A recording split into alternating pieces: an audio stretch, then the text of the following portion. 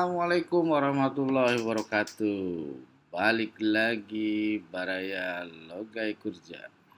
Nah, ini kaitan dengan informasi tentang pemberitahuan, verifikasi, dan validasi data peserta didik tingkat akhir. Jadi untuk kelas 6, kelas 9, kelas 12, dan 13 sederajat. Ini dalam rangka untuk penyiapan data penerima ijazah. Ya. Jadi penerima ijazah itu sekarang e-ijazah. Nah, di surat ini itu ada beberapa yang harus dipastikan oleh Bapak Ibu kepala sekolah kaitan dengan data siswa di tingkat akhir. Nah, yang pertama ini kaitan dengan e-ijazah ya. Di sini dashboardnya untuk dashboard data validasi peserta tingkat akhir itu bisa melakukan akses di referensi data Kemdikbud.go.id PD garis bawah akhir. Nah, ini aksesnya nanti lakukan login ya. Login menggunakan akun dari akun Verpal ya, akun Verpal. Nah, nanti setelah login baru bisa melakukan pengecekan. Nah, lalu di surat ini juga yang pertama satuan pendidikan harus memastikan kesesuaian nama ya, kesesuaian nama di satuan pendidikan sebagaimana tercantum pada izin penyelenggara. Nah, apabila nama satuan pendidikan belum sesuai dengan yang tercantum pada izin penyelenggara, lakukan pembaharuan nama satuan pendidikan melalui Verpal SP. Nah, alamatnya itu ada di verpalsp.data.kemdikbud.go.id. Nah, ini dilakukan oleh admin dinas ya. Jadi silahkan nanti kalau ada yang belum sesuai dengan nama sekolahnya, sesuai dengan izinnya. Nah, ini dilakukan oleh admin dinas dengan catatan sekolah sudah melakukan upload ya. Nanti sekolah di Verpal SP-nya itu menguploadkan dokumen tentang pendirian sekolah atau dokumen legal kaitan dengan data sekolahnya. Ya, yang kedua, satuan pendidikan harus memastikan kesesuaian jumlah peserta didik tingkat akhir pada laman referensi data Kemdikbud.go.id pada PD akhir. Nah, di sini ya. Nah, nanti di sini ada data verifikasi. Lalu di sini ada data satuan pendidikan. Nah, data satuan pendidikan ini memastikan bahwa sekolahnya sudah terakreditasi karena yang berhak untuk memproses ijazah itu sekolah yang sudah terakreditasi.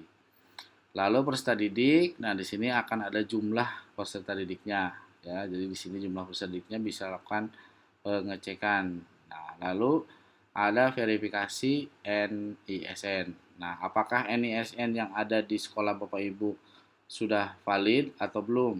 Ya, jadi siswa yang PD akhir itu siswa yang sudah valid. Nah, lalu ada siswa yang residu. Nah, pertama NISN-nya kosong atau NISN-nya ganda. Nah, nanti ada proses jika terkendala dengan validasi data siswa NISN-nya itu dilakukan di Verpal PD. Jadi dilakukan proses ya. Nah, nanti setelah ketiga data terverifikasi ini, maka nanti akan muncul data DNS-nya. Ya, data DNS di sini nanti bisa Bapak Ibu cek sesuai dengan sekolahnya, dengan wilayahnya. Nah, nanti kalau sudah valid sesuai dengan jumlah tingkat akhirnya, maka itu bisa dipastikan akan menjadi calon penerima e-ijazah. Nah, untuk residu, nah nanti kalau ada residu, pertama residu tentang akreditasi atau residu NISN. Nah, ini pastikan jumlah siswanya yang tingkat akhir itu tidak masuk ke residu. Nah, di sini ada residu NISN, ada residu peserta didiknya. Nah, itu nanti setelah DNS perbaikan, maka nanti akan muncul DNT, data nominatif tetap. Nah, ini masih belum tersedia karena sekarang masih proses pelaksanaan verifikasi siswa peserta didik tingkat akhir.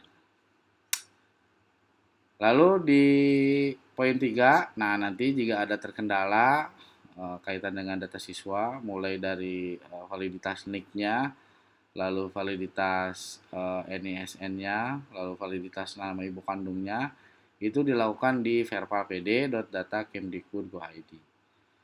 Jadi kalau ada peserta didik akhir, kalau ada yang masuk residu belum valid, silahkan nanti perbaiki di menu edit identitas. Nanti pastikan lakukan validasi data. Kalau tidak ada kesesuaian data dengan data Dukcapil, maka harus dilakukan perbaikan. Yang keempat adalah satuan pendidikan memastikan kesesuaian penugasan kepala sekolah. Apabila penugasan kepala sekolah belum sesuai, lakukan pembaharuan penugasan kepala sekolah pada aplikasi Dapodik oleh admin dinas. Jadi nanti di sekolah yang sudah melakukan instalasi Dapodik, nah nanti di sana bisa dicek. Pertama, data kepala sekolahnya harus tercantum SK sebagai kepala sekolah. Lalu jenis PTK-nya adalah kepala sekolah dan tugas tambahannya terisi data sebagai kepala sekolah. Nah, itu 4 poin utama sebelum kita persiapan untuk pelaksanaan e-ijazah. Jadi mengingat pentingnya hal tersebut, mohon ketersediaan Bapak Ibu Kepala Sekolah bersama dengan operator untuk melakukan validasi PD tingkat akhir. Nah, ya, itu saja informasi kaitan dengan surat pemberitahuan dari Kemendikbud kaitan dengan verifikasi dan validasi data peserta tingkat akhir. Waalaikumsalam warahmatullahi wabarakatuh.